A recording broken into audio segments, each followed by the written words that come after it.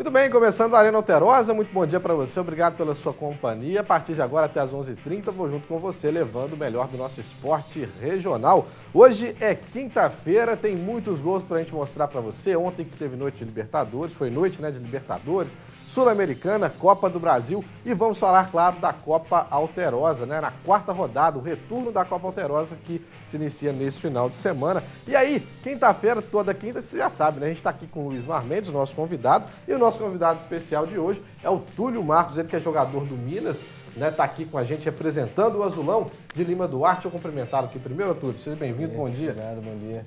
Luiz Marmendes, você tá bem? Tranquilo, apesar da derrota. Visual novo, tá de cavanhaque. A gente tá inventando um pouquinho, né? Não tem como emagrecer, a gente faz uma coisa na cara. Tá certo. Antes de começar o nosso programa de hoje, eu vou falar um pouquinho da Copa Alterosa.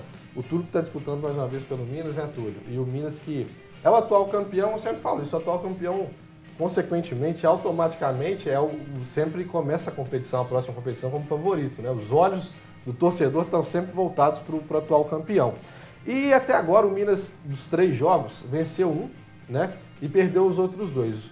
Dessas 2 derrotas, um foi um clássico lá de Lima Duarte, contra a Associação. E o último jogo do primeiro turno, que foi contra o Trintões. Os 2 placares bem apertados, pelo placar de 2-1. E com isso está em terceiro lugar do Grupo A da Copa Alterosa. E aí, Túlio, nada melhor do que tentar se reerguer nessa volta do retorno, fazendo o jogo em casa, né? Pois é, como você citou, a gente sendo campeão, sempre existe uma pressão maior. E eu acredito que todos os times vêm com uma vontade diferente para jogar com a gente. A gente fez uma excelente estreia jogando em casa. Goleou, 8-1. 8-1. Depois fomos fora.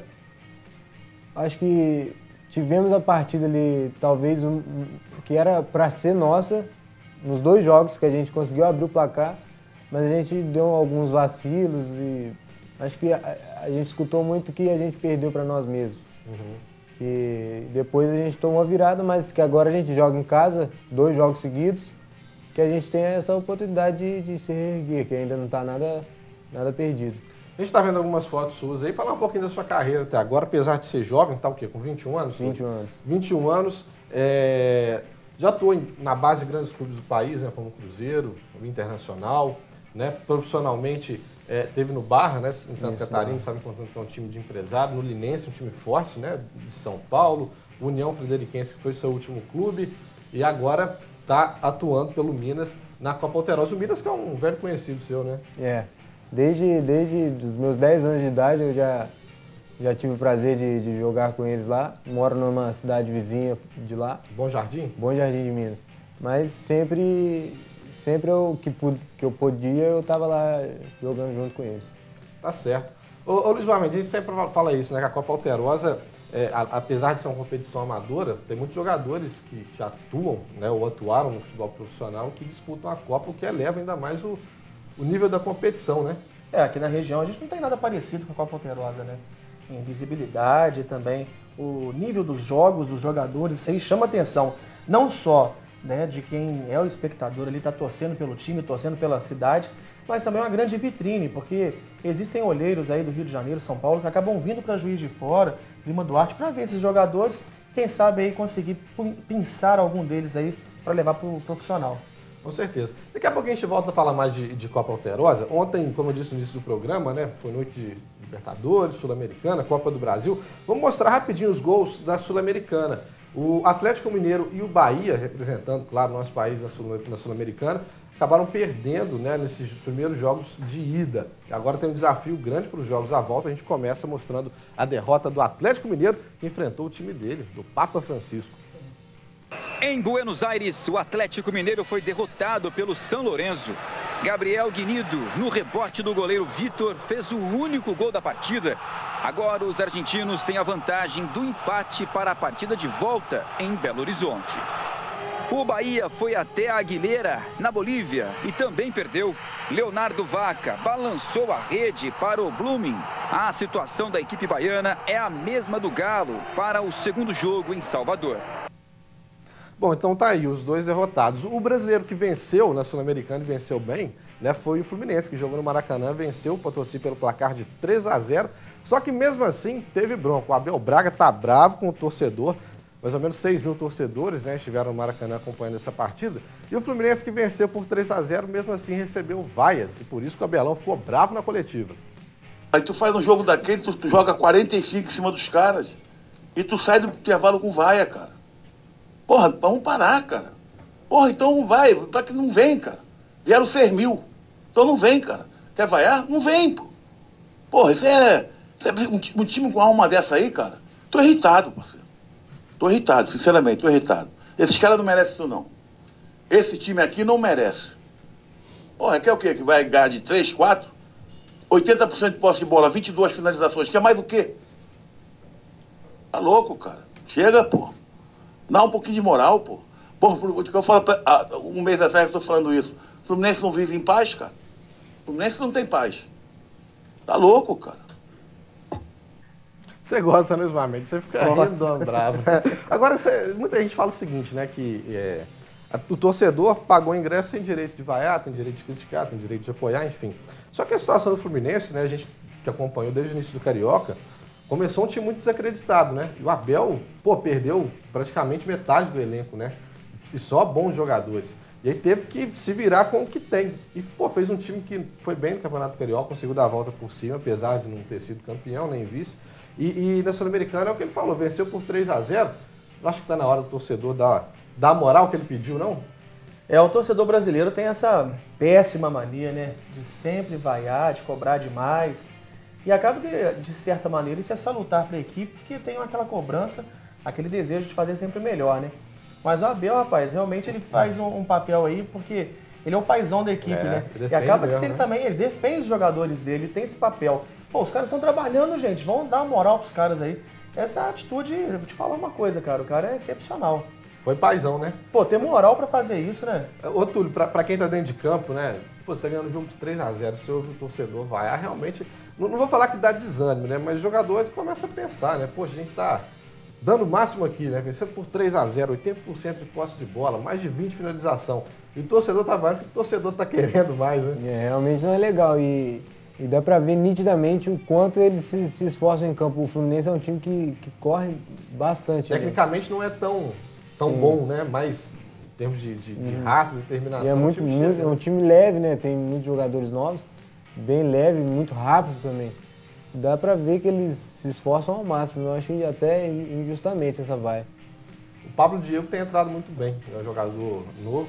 E o Abel tem usado ele bastante no segundo tempo, né? Sempre que entra, dá uma mudada no jogo, dá uma velocidade a mais. E aí, com essa vitória, o Fluminense, claro, tem a vantagem, né, para o jogo da volta na Sul-Americana. Falar um pouquinho agora da final do Campeonato Paulista. O Palmeiras esteve em campo ontem pela Libertadores, só que o Paulistão ainda está dando pano para a manga, né? O Corinthians que venceu o Palmeiras. E aí o Palmeiras está reclamando daquele pênalti, né? Daquela situação que o árbitro deu o pênalti, depois voltou, desmarcou a penalidade, e aí estão falando que houve interferência, estão falando que tem prova, e a gente está acompanhando como é que vai ser o desenrolar dessa história. Vamos ver.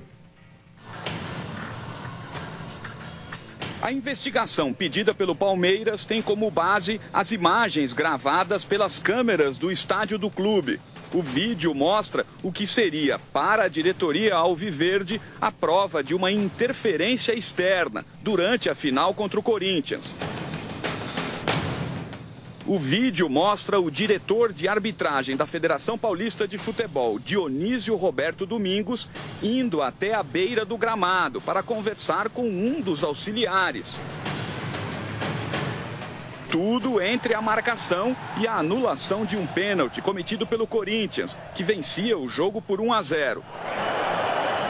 O presidente do Tribunal de Justiça Desportiva disse que os árbitros da partida serão ouvidos nos próximos dias e que a final do Campeonato Paulista pode até ser anulada caso seja comprovada qualquer irregularidade.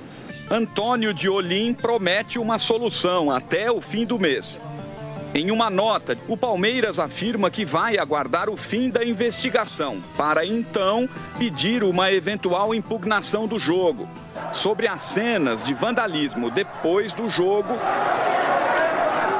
com palmeirenses depredando o metrô de São Paulo, nenhuma resposta, nem do clube, nem das autoridades.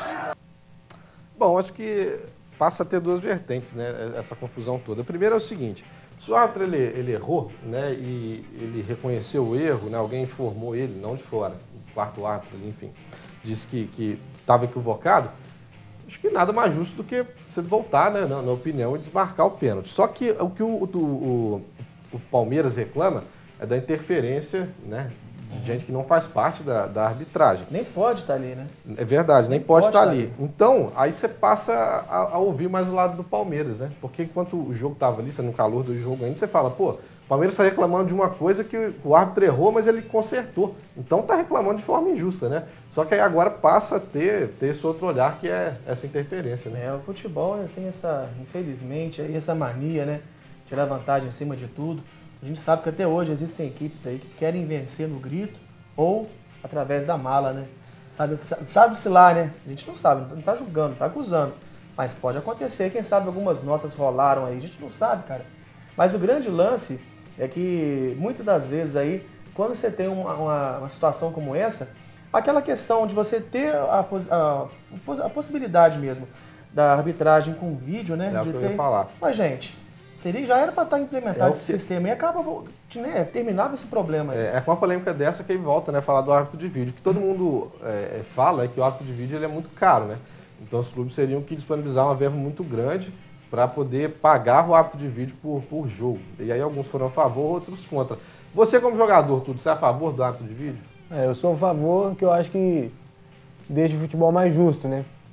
Às vezes o futebol acontece muita injustiça por erro de arbitragem. Também que é uma coisa muito, muito complicada, a gente sabe que não é fácil se definir a coisa em questão de segundo.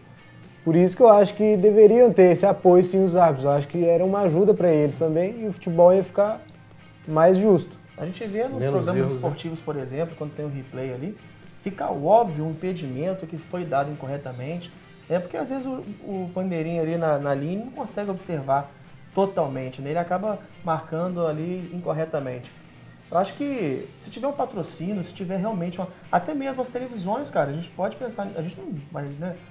Mas seria interessante. Claro. Também se parar aquele desafio do vôlei, né? É possível fazer. O que muita gente fala que assim, vai ficar chato, né? O vôlei, por exemplo, colocou na regra, você tem direito a 2 vezes, né? E se errar, você perde uma. Então, o jogo não ia ser parado toda hora, né? Tem, por exemplo, lance de impedimento, né, que às vezes acontece muito e tal, que não, às vezes nem leva tanto perigo de gol, não justifica o uso do árbitro de vídeo. Agora, lance de pênalti, né, impedimento do jogador sairia na cara do gol, uma falta perto da grande área, né, enfim, são os lances que todo mundo pede para que tenha, né. Teve um lance lá que eu acho que foi Brasil e Polônia, que o Brasil precisava virar, senão ele perderia o set, e aí o toque, a bola bateu no bloqueio, só que o árbitro não marcou.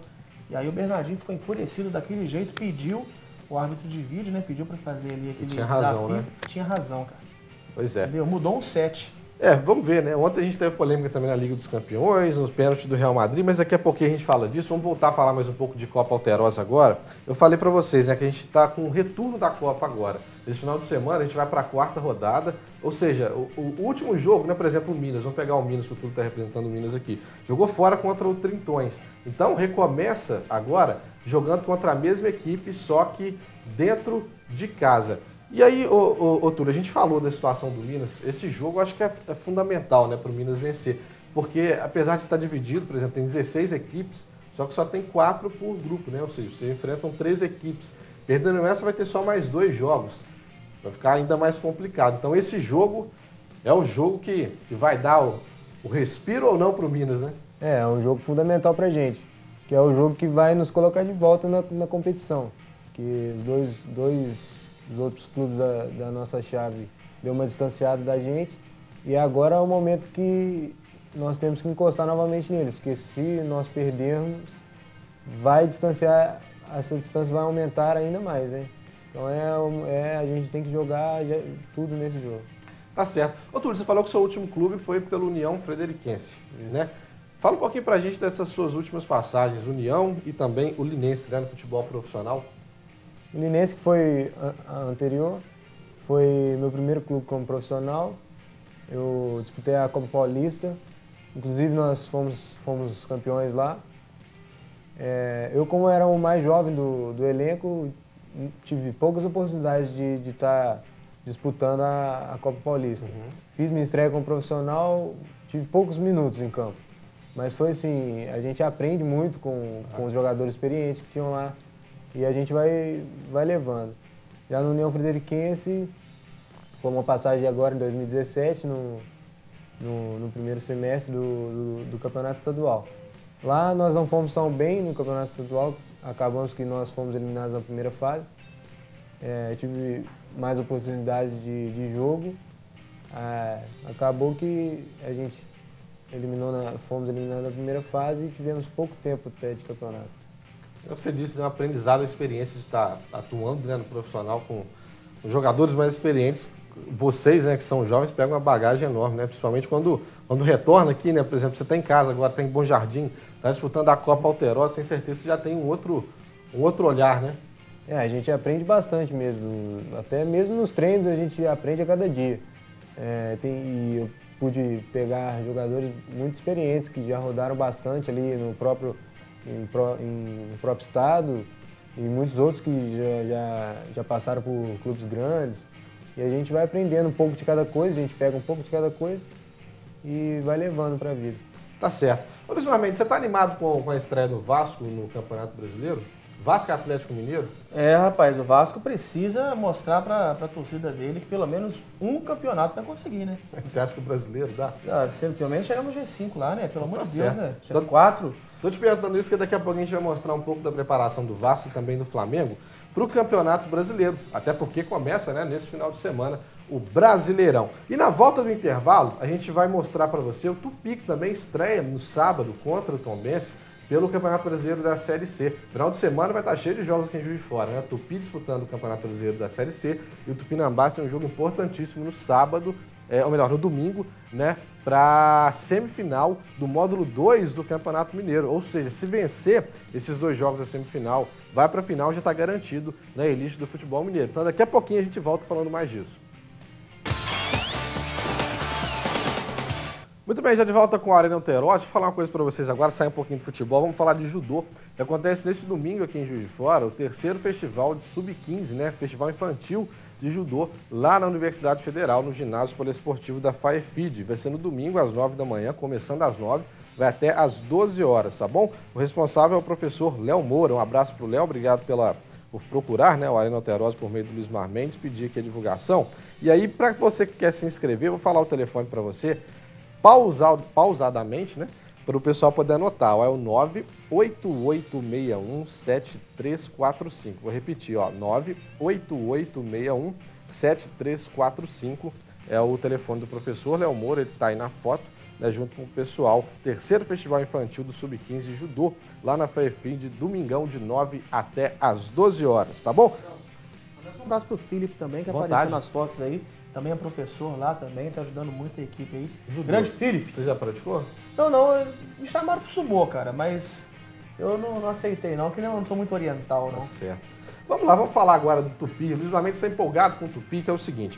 O Tupi ano passado bateu na trave, né, Luiz Marmendes? Como sempre, quase, né? no Fortaleza, né? Oh, meu Deus do céu. Chegou a vencer o jogo, só que não passou, né? Se vencesse, se passasse, né, do próximo jogo contra o Fortaleza, já garantiria a vaga na Série B. Foi quase. Só que aí esse ano, novamente, claro que a expectativa do torcedor é de que o Tupi brigue para voltar à Série B do Campeonato Brasileiro. E a estreia acontece no sábado contra o Tombense, a gente esteve acompanhando o treino do Galo. O Galo Carijó enfrenta o Tombense pela terceira vez esse ano. Até aqui, uma vitória para cada. O Tombense ganhou por 1-0 na 10ª rodada do Mineiro. Já o Tupi venceu o duelo nas quartas de final por 4-2 nos pênaltis. Agora, a equipe de Ricardo Leão se prepara para a estreia desse sábado. Muito qualificada, o nosso adversário aqui, né, regional. A gente está preparando o nosso jogo, nossa equipe, né, para fazer um grande jogo, uma grande estreia. Sabemos da dificuldade que nós vamos enfrentar pela equipe ser organizada e ter atletas, né, de muito potencial. Mas nós também temos, né, um grupo forte, um grupo vencedor, um grupo que quer chegar. Então a preparação está em cima disso e a gente espera fazer um grande jogo no sábado. O Tupi vem de uma boa fase no Campeonato Mineiro. João William e Diego Luiz chegam para repor o meio de campo. No ataque, Daniel Moraes, vindo do Vila Nova, volta a vestir a camisa do time. Ele é o maior artilheiro da equipe na Série C, com 8 gols. Fizemos uma boa campanha, os atletas se valorizaram, né, conseguiram sair para uma situação melhor. Mas é assim, né, vai ser espaço para outros do elenco que já estavam aqui, oportunidade. Aqueles que estão chegando também vão disputar a posição, vão brigar naturalmente. Isso faz parte, a gente espera conseguir um melhor encaixe logo e ter uma equipe bem competitiva. A meta para o Tupi é voltar à Série B. No ano passado, a bola foi na trave. Na época, Leão era auxiliar de Ailton Ferraz. O jogo ficou marcado por muita reclamação de arbitragem por parte da diretoria alvinegra. Bom, então tá aí, o Tupi tem algumas baixas, né? Como, por exemplo, a gente já disse aqui no programa, o Patrick Bray foi embora, tá no Cruzeiro, o Renato Kaiser também saiu. E aí o lado bom é que tem a volta, né, do Diego Luiz, que quando atuou com o Tupi, atuou muito bem. E também Daniel Moraes, que é o maior artilheiro do Galo na Série C do Campeonato Brasileiro. Inclusive, a gente tem um trecho da entrevista do Ricardo Leão que fala sobre essa volta do Daniel. Ele já conhecia o Daniel Moraes desde a época de base, vamos ver. Ele é um artilheiro, né? Um jogador que eu conheço bem, foi um atleta aos 14 anos, na base do América. Acompanhei a carreira dele, a trajetória, teve uma passagem muito boa aqui no Tupi. A gente espera que ele retome esse bom momento que ele já teve aqui, que ele seja importante dentro, né, e fora de campo e possa nos ajudar nessa campanha. Ô Luiz Mar, desde que o Daniel saiu, o Tupi perdeu a referência de homem-gol, né? O Giancarlo veio na Série B e não conseguiu marcar. Né? Aí começa o Campeonato Mineiro, fica aquele revezamento ali do Kaiser, o Vitinho, mas não tinha uma referência de homem-gol. Tentaram até com o Romarinho, né? O Romarinho também não deu muito certo. Não deu muito certo. Daniel Moraes, vai dar liga? Ó, a gente torce para que dê liga sim, Fernando. Ele tá precisando desse homem-gol aí, que seja decisivo ali na pequena área, né? Que tenha também aquela questão de ser um pouco ousado. É o que eu sinto um pouco de falta nos atacantes do Tupi. O jogador mais ousado, né, criativo, mas também que arrisque mais. Claro. Chute mais, aproveite oportunidades para chutar de fora da área, porque muitas vezes, né, fica no toque, perde a bola, volta lá atrás, aí recomeça tudo de novo. E o Daniel realmente ele pode fazer diferença no clube, principalmente pela experiência que ele tem, né? A gente acredita nele. Vamos fazer o seguinte, daqui a pouquinho a gente vai voltar, aí eu quero a opinião do Túlio e sua opinião também a respeito da Liga dos Campeões. Vamos falar um pouquinho da Liga dos Campeões, aquela polêmica do jogo entre Real Madrid e a equipe da Juventus, né? 3-0 em pleno Santiago Bernabéu e aí um pênalti nos últimos segundos de jogo. Então daqui a pouco a gente volta mostrando isso, fica aí. Já de volta, vamos falar um pouquinho de polêmica na Liga dos Campeões, né? As 4 equipes que vão fazer as semifinais da Liga já foram definidas. A gente começa mostrando os gols de Juventus e Real Madrid, ou melhor, Real Madrid e Juventus. Na Espanha, a Juventus, que perdeu o primeiro jogo por 3-0, abriu o placar logo aos 2 minutos com o croata Mandzukic. Aos 37, nova jogada pela direita e mais um gol de Mandzukic. 2-0 Juve. Aos 16 do segundo tempo, Douglas Costa levantou na área. O goleiro Navas não segurou e Matuidi fez o terceiro do time italiano, empatando o confronto. Esse resultado levava a decisão para a prorrogação. Mas aí, faltando 10 segundos para acabar o jogo, o lance que definiu a partida. Benatia derrubou Lucas Vasquez dentro da área.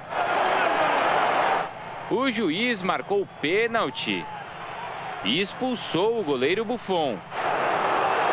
Cristiano Ronaldo bateu forte e classificou o Real Madrid. No outro jogo da rodada, Bayern de Munique e Sevilha empataram em 0-0. O time alemão se classificou por ter vencido a primeira partida por 2-1. Agora, Bayern e Real Madrid se juntam a Roma e Liverpool na semifinal. Na sexta-feira, um sorteio vai definir os confrontos. Tem uma pergunta só para vocês. Foi pênalti? Eu acho que não foi pênalti, não. Na minha opinião, também não. Então seria 3-0 e o Cristiano Ronaldo disse o seguinte: não sei porque vocês estão reclamando. Se o juiz não tivesse dado pênalti, seria gol do Real Madrid de qualquer forma. Você acha que o atacante marcaria? O zagueirão tava em cima ali, né? Ah, esses caras são difíceis de marcar, né, velho? O próprio Buffon tava ali também ligado. Eu acho que... Nesse gol, não? Eu acho que não. Agora expulsou o Buffon, rapaz. O Buffon, ele que é um conhecido, né? E o pessoal gosta muito dele por ser um jogador, pô, uma fera, né? Enérgico, e ser muito né? educado, né? E aí acabou que o árbitro... Será que ele errou 2 vezes? Errou para marcar o pênalti. E claro que o Buffon, até eu perderia o controle ali, né? 10 segundos, né? Pois é, rapaz. É difícil, né? O futebol é isso aí, né, cara? Faz parte. Faz parte, né? Mas também é bom que muda um pouquinho, né? Porque às vezes sempre os mesmos personagens, né? a novela fica chata. E aí o CR7 foi lá e definiu mais uma vez. Bom, nosso tempo acabou. Deixa eu aqui agradecer, Túlio. Obrigado pela presença, pela participação aqui. Vou te deixar à vontade também para fazer o convite para o torcedor de Bom Jardim de Minas, torcedor de Lima Duarte, se quiser acompanhar o Minas no jogão de bola no domingo. Eu agradeço também a oportunidade de estar aqui. Foi um prazer imenso participar desse programa. E eu convido a todos para estarem lá no Campo do Minas, Estevão Cândido, domingo às 10h30. Jogo entre Minas e Trintões, que promete ser um grande jogo aí.